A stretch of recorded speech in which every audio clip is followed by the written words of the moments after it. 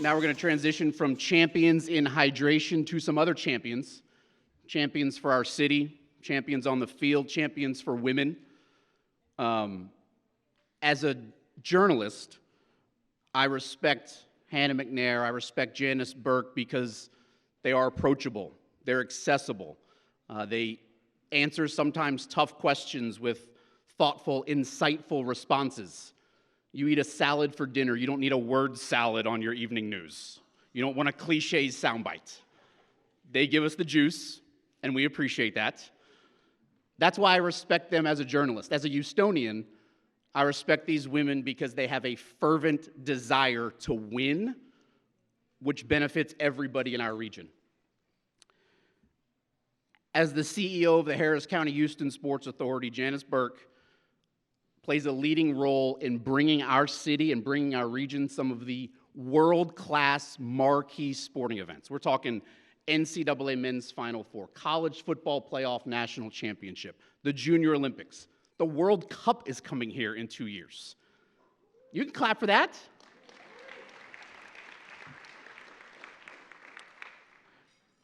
I wish y'all could understand how competitive Janis is. She puts these bids together with her team, and not only are they trying to outbid the incredible event that our city and our region hosted the last time, they're trying to outbid these other cities who think they can do it better than Houston. Come on. And her desire is that she just does not like to lose because she knows that we can do it better than anybody else. You can clap.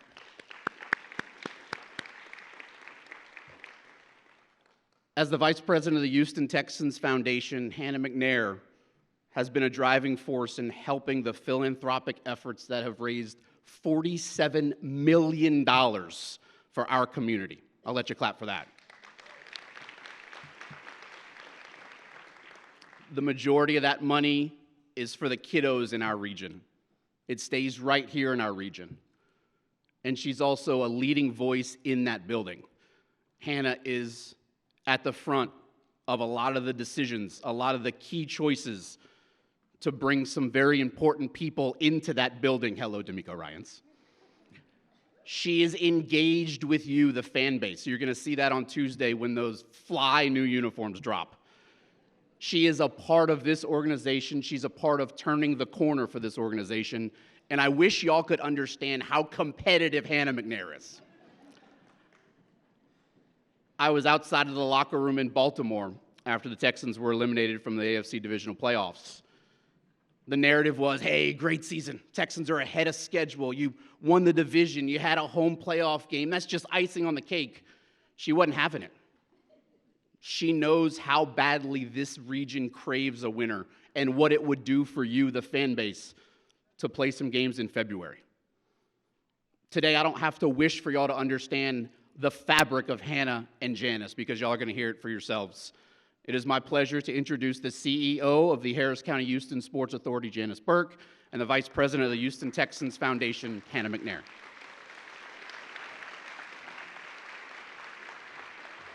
Wow, Adam, what a introduction. No wonder you're the best sports reporter in all of Texas. It's wonderful to be in a room full of women and also the men that are here supporting the women. You know, I love men. I married one. I birthed one. But it's really fun to get into a room with women, enthusiastic women that want to hear from other women. So I'm so thrilled that Hannah said yes to this. I know her, and I know everything that you just described about Hannah is Hannah to the core. And I hope that through our conversation, you get to know Hannah a little bit better today. So, Hannah, they say behind every good man is a great woman. And Cal is just a great human being, and you both are such a great couple. But why don't you describe for the audience a little bit about what you do on a daily basis and some of the decisions you're involved with the Texans and the foundation? Okay. I'm not behind Cal, I'm beside Cal, so we'll start there. And he'll say the same thing. We're a team, and every good team knows that you're all there to help each other, and there's no ego in the room. and you are there to speak truth to your partner and to your teammate. And that's what we are, in the stadium, at home, as parents. We're constantly doing it all together. And it does help you make better decisions when you can bounce it off someone you can trust. And that's what I am for Cal, and that's what he is for me. In the building, obviously, he is the ultimate decision maker in there. He has the title. But I love to be able to support him and speak truth to him. And did you always love football, or do you just love football because of Cal? As Adam said, I'm very competitive. It doesn't matter what we're doing. I am going to compete, and I'm going to compete hard, and I want to win. I have 13 siblings, so competing was what I was born to do. You had to compete for food. You had to compete for time with mom and dad. Everything was a competition. My twin is here. My husband could not be here. Our 5-year-old daughter is in the hospital, but she's fine. So if I have bags under my eyes, I slept on that comfortable couch there last night. But my family is very competitive. We love sports. I played basketball for 10 years. I swam for 8 years. I run 6 baseball teams year-round, and we're winning. We've got 21 championships in 2 years. Imagine that, 'cause she's winning. I don't like to lose, so whatever I can do to build something that not only benefits the youth but also helps us win, that's what I'm going to do. So what does an average day look like when you go into the office, besides being kind of that sounding board for Cal? People ask me this question too, and no day is similar in my world, but what about for you? Well, first I walk through the corridor and say hi to everyone and see who's walking around, and then I walk past our PR department. I'm like, what'd I do today? Is there anything out there I need to address? And they're just wonderful. We have such a great group.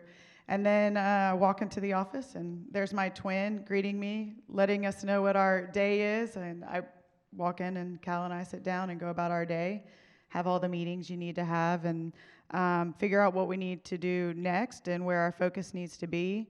As every great leader does, they rely on the people they hire to do the jobs that they do, but you also know when to step in and be a source to help them where they may need help. I remember one year, it was Bring Your Daughter to Work Day, and I brought my daughter. She was little at the time, and she came home and she said, "Daddy, all Mom does is talk all day long." Which was true, because I had meetings and sales calls and different things back at that time. And she said, "I think I'd like to have a job like that." So anyway. Well, I was driving past the stadium the other day, and Hunter goes, "Mommy, it's the stadium." And I said, "Yes, it's Daddy's work." She goes, "And yours." We're teaching our girls. So speaking of kids, and I know that you were up all night near a hospital bed. I was up all night flying from Brazil, so the two of us, we never know what's going to come out of our mouth up here today. Forgive us. Forgive us. But speaking of that, I've met your beautiful family, and I think it's true. You and Cal are partners, and I have that with my husband. I think that really does help us, right, in these leadership roles that we find ourselves. But how do you balance that? Sometimes it's really difficult because you feel like you're not 100% over here as the mom, and you're not 100% over here at work. You're always balancing, and I know probably a lot of women in the audience feel that. How do you balance it?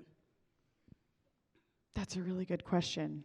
I'm not sure I do know how I balance it, but I get through, and whatever is right in front of me is what I'm going to address. But first and foremost, my family is the most important thing to me, and making sure that my children are being raised right and going to be assets in the society. That is my first and foremost priority. And showing them by example how to do it is really important. So watching their mom and dad work together, as opposed to, oh, well, dad does this and mom is here. They're seeing us do it together. They see teamwork. They see the value in a mother and a father. And I think that, when our kids need direction, we're there to give it.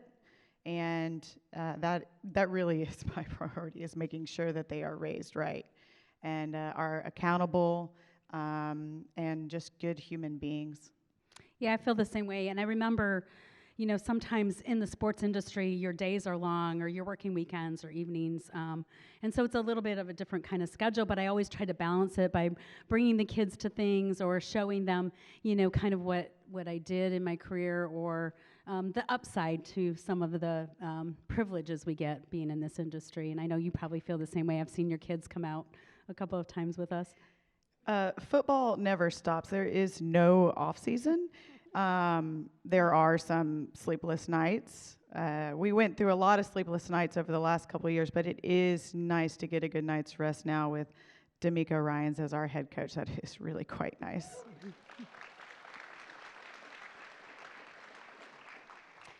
We do bring the kids with us. We think it's important for them to see what goes on and help them see the other side of life other than maybe what surrounds them on a day-to-day basis. And for the boys, it's interesting because their friends go and do all these things, and then we're going, no, you need to do this and this and this. And yes, McNairs are accountable, and you cannot do that. I don't care what your friend is doing. And no, my kids do not have cell phones. I have a teenager. He does not have a cell phone. I think it's important for them to understand how to live life without that pressure. I also don't want them to ever be in a situation where they're on a group text and something happens or something is sent. If I can teach that to them before they put that thing in their hands, then I'm doing a good job, I think. Yeah, for sure. And their grandmother happens to have the same name as me, Janis, and she's a big football fan too. So they probably all the way around. It's football. So she's 87, but when she was in college, she was a linebacker for Powder Puff football. Who knew that? She is There's just as competitive, but she truly is my example of what a woman in sports is and the leader she is. And I always said to her after I met her and got to know her, she is the quiet force. I mean, she is dynamic. She is everything. I've learned everything from her on how to be in that building and relate to people. Everybody loves her. She talks to everyone. She remembers what's going on in their life from the last time she spoke with them. I wish I had that kind of memory. But I do try to go around the building, and she led by example, talking with people, getting a pulse on what's going on in the building, not just professionally, but personally for people so that they feel they are a part of this family that we have built, because we can't do it without them. We can't do it without the people in that building helping us get to that championship that we really desperately want for this city. We all want it too, right? No, in fact, your father-in-law was the very first person, one of the first people I met when I moved to Houston. So in July, it'll be 18 years that I moved here for the job. And I remember he made me feel like I was the only person in the room. And like I was so important, and I really wasn't. It was a room full of important people. But he just took the time, and I learned a lot from him. And then over the years, got to know Janis, and the same thing. She is a quiet force, and I've learned a lot from her as well. It's great to have good mentors like that. Speaking of mentors, how important has mentorship been for you in this industry that we're in? Being mentored or mentoring? Yeah, both. Okay. Both. I think both are important, right? I don't think I'm sitting here today without my parents, my siblings driving me, my siblings being my support, and Janis and Bob. Bob is actually the one that gave me that title way back in the day, and I was like, I don't need a title. And he goes, no, I can see that we do. Okay. But being mentored by Bob and Janis, living next door to them, being around them on a day-to-day basis, that was significant. My parents teaching me the value of life. It is not the things you have. It is the people you're around, the experiences you make that matter. And my siblings keeping my feet on the ground, keeping me accountable to who we are and what is important. That's very, very important for me. Mentoring, taking what I've learned, putting what I have learned, and putting it in the community and on those around me. Hopefully it's good advice. I mean, I think in probably 10 years, my kids are going to be at a therapist complaining about me that I did it the wrong way. But I do hope that I'm doing everything I can to spread to other women and young women how to be a leader in your community, whether that's in the home. Be a leader where you are, and it is valuable. It is very valuable. Yeah, I've always felt the same way. It doesn't really matter your title or where you sit in the office. There are leaders all over our office, and I try to instill this in all of our staff that wherever you are in life, you can lead. Leading is being a good family member, being a good member of society, doing a job to the best of your ability. I know that we kind of share a faith as well, and that's our guiding kind of light. But there's a verse in Ecclesiastes that I always kind of lived my life by, and that's whatever your hand finds to do it with all of your might, whatever position you're in. And that's what I did throughout my entire career, is just wherever I was, how can I be helpful? How can I do the best job? How can I learn as much as I can learn? And how can I give back? Because I think that is an important part of what we do. A lot of people ask me about the challenges with bidding and getting some of these big events, and the most recent one with the 2026 World Cup will be the largest sporting event ever in the world with 104 matches throughout the United States. You're awesome. Thank you. And I think, there's a lot of strategy that goes on behind the scenes, and really the Texans were a part of that journey, because about 10 years ago we started talking about this and saying, look, the United States we know is going to bid again. It's just a matter of time and when. It hadn't been here since 1994. And in 94, Houston wasn't even thought of. We didn't have a seat at the table. Nobody really considered us. Dallas was a match city. They were a host city and had several matches. And so we started really talking about this and thinking about it. And you guys have done a wonderful job with Lone Star Sports and Entertainment of bidding for big soccer matches and bringing them. And we started down this path saying, okay, we're going to do every soccer match we can get our hands on, whether it's a big event and we put it at Energy Stadium, or a smaller one and we put it at Shell Stadium, our MLS, where our MLS team plays. We're going to sell out. We're going to work really hard, the hard-to-sell ones, the easy-to-sell ones, and we're just going to really kind of gain knowledge and try to gain relationships in this whole soccer arena. And lo and behold, when it came time for the bid to happen, Houston had hosted more international soccer events than any city in the United States. And so that was a big part of our plan. And we had done it successfully, again, partnering with the Texans and David Fletcher at Lone Star. He's amazing. Yeah, he's amazing. And then, of course, our MLS team. But we didn't stop there. We said, okay, well, we can't rest on our laurels. They still don't really know Houston and Zurich. They know Dallas. Dallas had kept a relationship after all those years. So we need to keep going. So we were the first out of the gate to hire. I went to Chris Canetti, who was running the Dynamo and Dash team at the time, and I said, Chris, how about you leave your post and come help me get this to the finish line? We had made it into the finals. There were 17 cities, U.S. cities, in this final book that was sitting on the desk in Zurich. And I said, but they're going to pick 10, and so we have to make sure. And when I talked to the person who kind of led the whole bid, a bid committee for this particular bid, it was Canada, United States, and Mexico.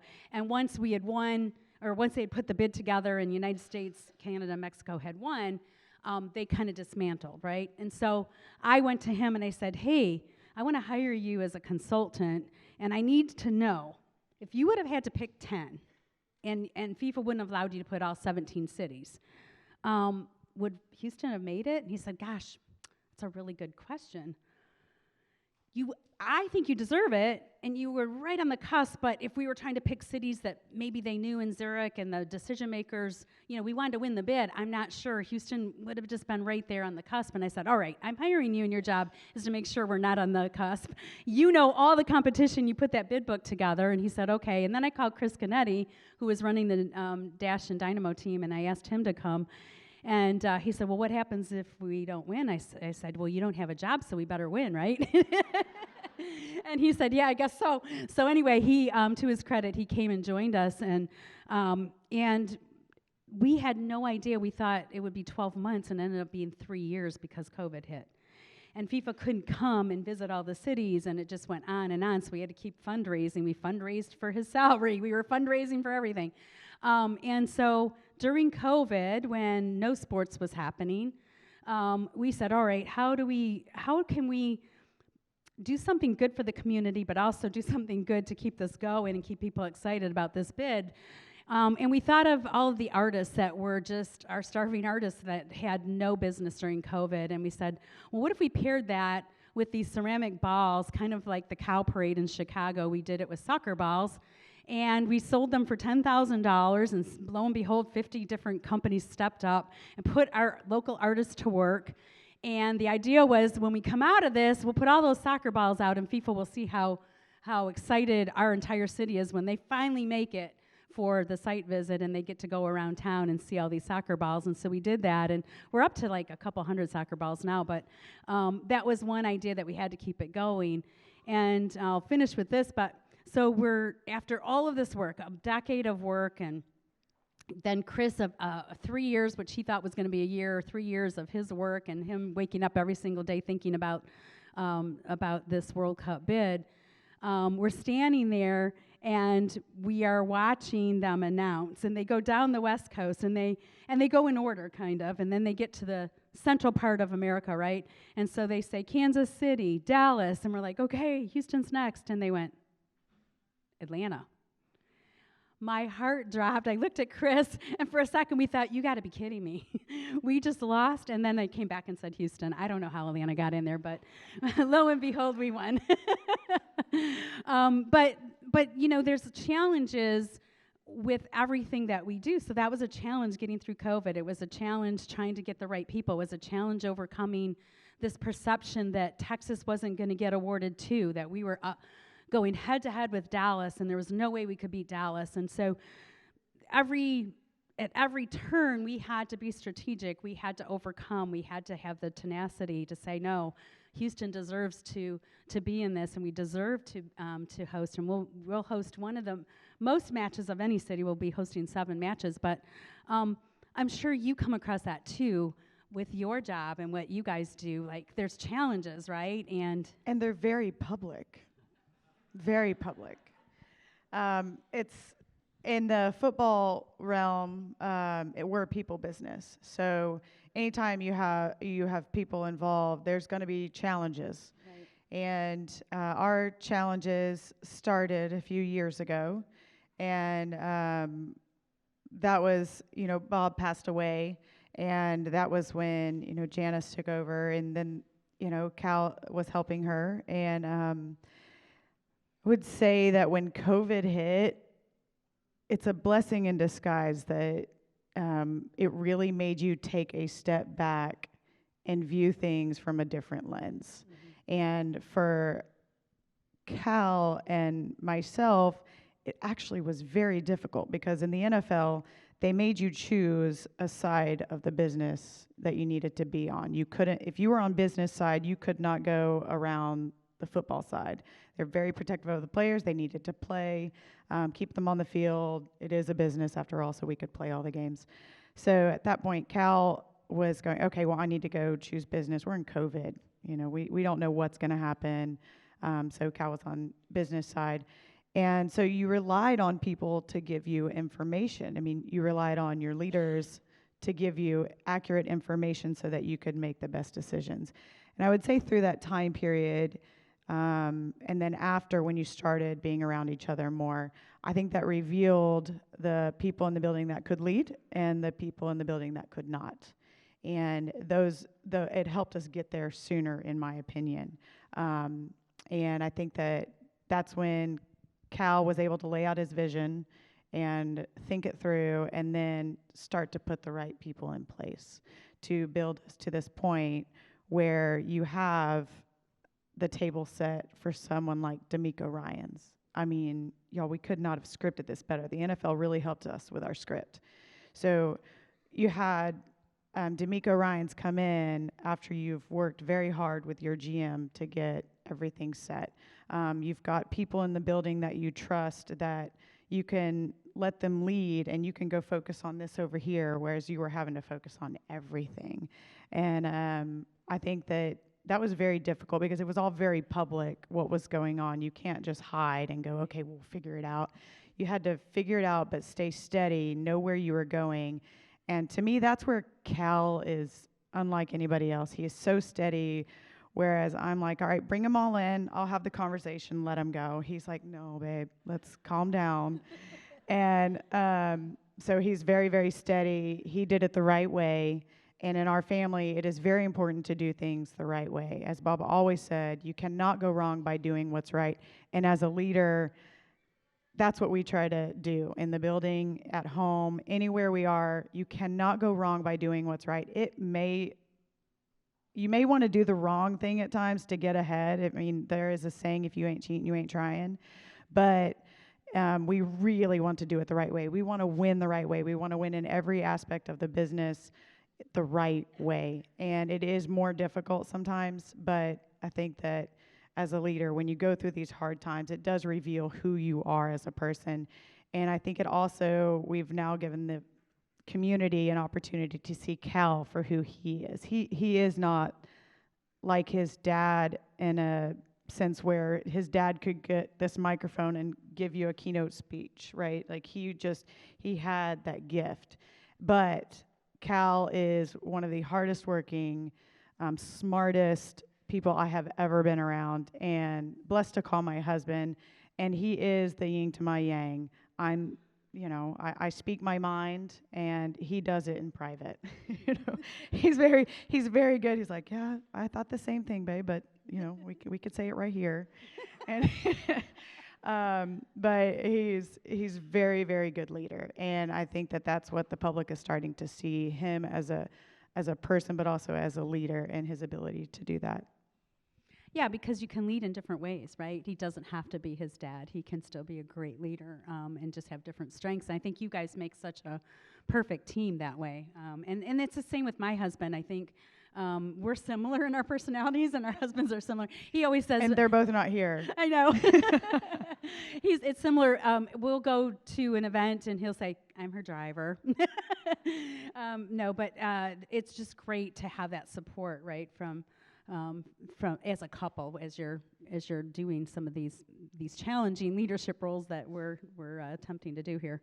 I always say that in sports, we're building great memories for families, and we're really conscious about making sure that everyone who's attending, whether it's the athletes or the families, are having a great time, and we're building these memories, but that it's also bringing economic impact, and it's also creating something for our community that everyone can touch. That's not easy to do. And I was thinking, Dr. Hellier, when you were talking about the teachers and how that we're having a hard time attracting them and retaining them, especially after COVID and with the school shootings and everything that's happening. And we really use college football playoffs to show our teachers how much they are loved. And it's always been for the CFP, their charity of choice. But we took it to the next level here in Houston and created the Houston Loves Teachers campaign. But that's what we do with every event, right, is try to figure out a way that it impacts our community. I think you're similar. Talk about that. Do you talk about that when you're setting up goals or looking at the year or how it's going to affect the community? How does that play a role with your organization? I think the organization was, Bob brought football back to Houston because there was a hole in the heart of Houston. So I think football is very much the community, and our moods go along with if we win or lose. I know in my house it does, but also in the community it does. And so I think that is kind of the heartbeat of Houston, and how the team goes, that's how we all feel and how we go about our day. But we also have a unique opportunity and a unique platform to use that and to do more with that. And so part of what the foundation of this organization is giving back to the community. That is at the heart of who we are. And so doing that on a daily basis from wherever we are is very, very important to us.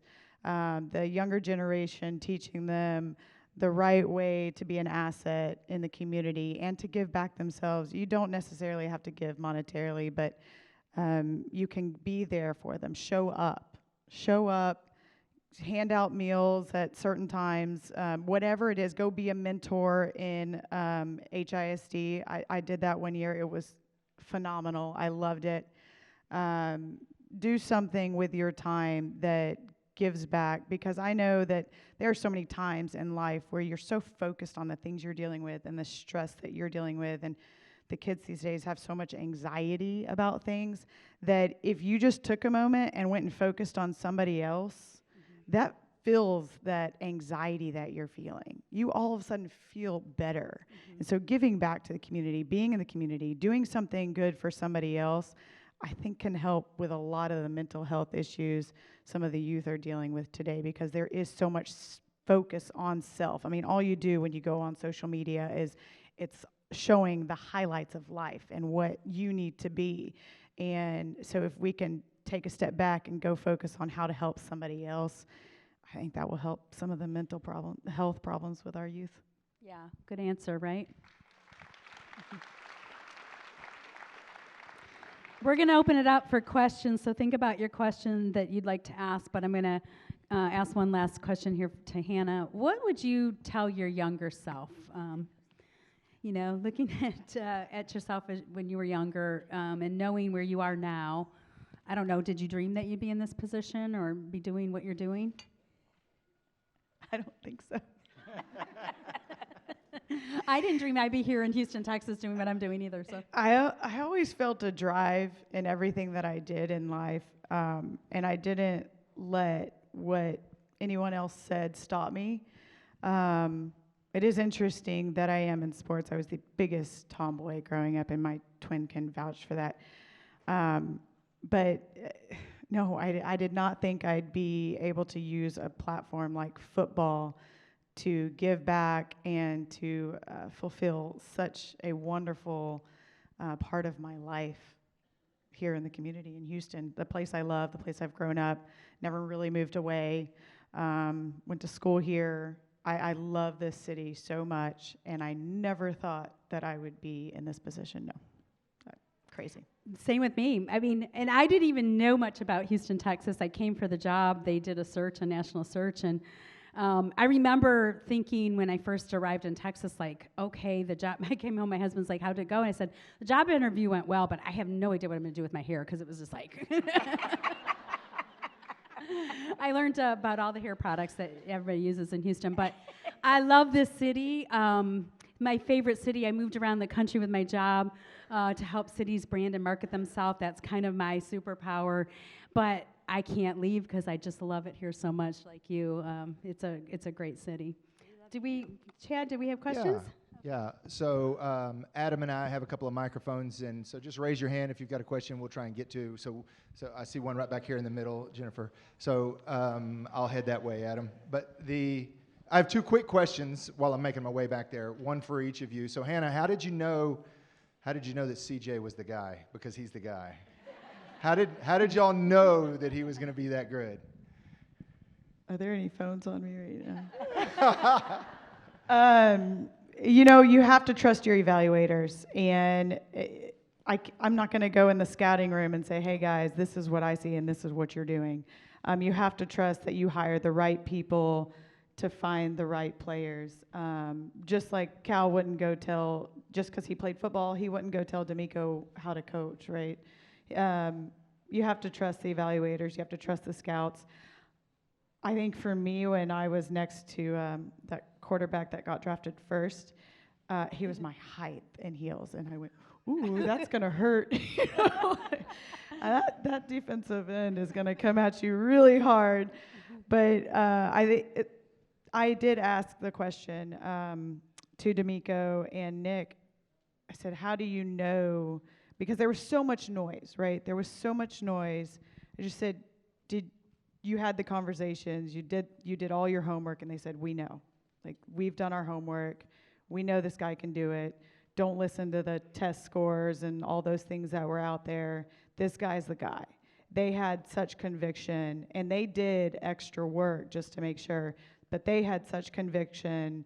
I mean, I was ready. I was ready for him to come in and do his thing, and we did not know that this is what he would be. I think he's a special person. He, just off the field as well, he has a drive, and he's able to lead. I mean, a rookie that leads the way he does, that is a veteran move. I mean, he's an incredible person. Yeah, so y'all, what I just heard was Hannah made the pick. I did not. I did not. That's what I if just you heard. heard that, he is Hannah making made this the up. pick. Put your phones up. I did not make the pick. I did not. She did what a good leader does, and she trusted the people. You have to trust your evaluators. You cannot Jerry Jones this thing. We know the truth. We know. By the way, we had Jerry Jones in for the Houston Sports Awards when we were honoring the Lifetime Achievement Award winner. I love Jerry Jones. and We'll he cut was that- so we'll cut great, that part wasn't he? out. He was like the hit. He was so funny. He's fun. He's great. Yeah. He actually at the NFL meetings a couple weeks ago, he spoke to our boys about their grandfather and what an amazing person he was. And he said he was the best owner the NFL has ever had because he thought about the league first, then the team. And so that was really special for him to speak to our sons and say, you know, everything your grandfather taught you or taught your dad's going to teach to you and learn. Yeah, and so it was great. Good. One quick question for Janis. But first, my favorite Hannah McNair moment is, I think, leaving the Tennessee stadium and talking about a broom, right, with the sweep of the she was like, get the brooms out. Anyway, so Janis, one quick question for you. So 7 World Cup games coming in 2026. Mm-hmm. Rough estimate, what's the economic impact to Houston and Harris County for 7 World Cup games? Okay, we don't have any phones out or reporters reporting this, right? We won't hold you to this in the newspaper. Oh, because there's a lot of controversy around economic impact numbers, but we had an outside study done, and it looks like it's going to be roughly $1.2 billion to our... $1 billion. All right, here's a question. So for both of you being more in a male-dominated industry, and I think a lot of us in industry are in a similar situation, how do you navigate through that, and what are some of the challenges that you've faced? So at the Texans specifically, 45% of our employees is women.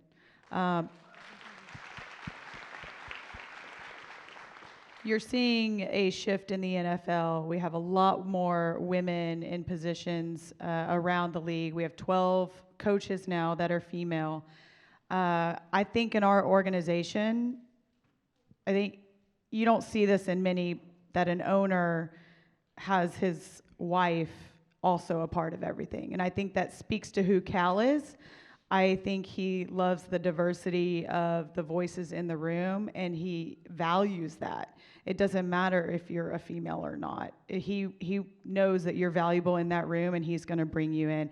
And I think that trickles through the whole organization. And I think you need men like that who want that diversity in the room and value it. Yeah, I mean, look, I've had a lot of male mentors because we need to see life differently. And sometimes as females, we're our own worst enemy, right? When it goes to applying for jobs or feeling like we check all the boxes or being extra hard on ourselves when we make a mistake. And so I've learned from a lot of the men that I work around. So it's actually been a benefit for me in the field that I'm in. But to Hannah's point, we see a lot more females today. When I started in July, it'll be my 18th anniversary here in Houston and in this job. But when I started 18 years ago, we didn't have a female president of the Rockets or a female president with the Dynamo and Dash. And so, and Hannah, wasn't in her position. So I think you're seeing a lot more females in the sports industry. And I have to give Cal credit for a couple things. One, when I first arrived, I had this dream. I wanted to do like the ESPYs or like have our own Houston, Grammys award with red carpet, because I felt like we had so many between the Olympians and the great athletes that have been born and raised here in Houston or make Houston their home after they finish their career, that I felt like we could pull it off like no other city. And I went to Cal, and he said, yep, we're in. And Jim Crane and all of the team owners said, yeah, let's do this. And we just finished our 7th year. But the other thing that I have to credit him for is just when I went and said, I'd love to start a WISE, Women in Sports and Events chapter, so that all the females in Houston, whether they're with the marathon or with one of our pro teams, wherever they are, that they feel like they have mentors and they feel like the sky's the limit for them. And I went to all 4 presidents that were males, and they said yes. And every one of them stepped up and supported it. And we have over 300 members in that WISE chapter now. So I also am from a female-dominated house, so I have 10 sisters. And we are, we always saw ourselves as above our brothers because there was more of us. Wow. So I have a question over here. First of all, Janis, congratulations on your upcoming Hall of Fame induction. And Hannah, thank you for you and Cal and the team making football fun and relevant. Again, kind of along the same lines, I heard you, Adam, on Sports Radio 610, an interview where I think you said that the female audience is either your largest or it's it's growing. So is that 51% intentional? female fan base. So is that intentional in the building from your marketing and promos team? Is that the Taylor Swift effect? Like, what do you credit to that? I think it's a natural thing. I think there's a lot more female fans, and I think that was not something we pushed. I think it's something we embrace. There's more female faces in the industry, and I think it's been a natural movement that has happened with the industry and in sports. And I think that people are seeing that women love competition. They love to be out there. I am still working on better apparel. I'm still working on it, but it is still men that run that industry for the league. But we're working on it, I promise. Good deal. One final comment from an original season ticket holder. Hi, I'm a big fan girl, and I just want to say, first of all, this past season was the funnest season ever, better than the first season. It was. I agree. It was incredible. But this is just a comment. You have mentioned a few times Coach D'Amico Ryans, who I think was just you hit a grand slam with that. And I hope, and I know it's a business, I look at the Pittsburgh Steelers and their kind of model of coaches, finding the right guy and staying with them. And I really hope that's what happens here, because I just love him. Me too. I hope he is the face of this organization for many, many, many, many, many years.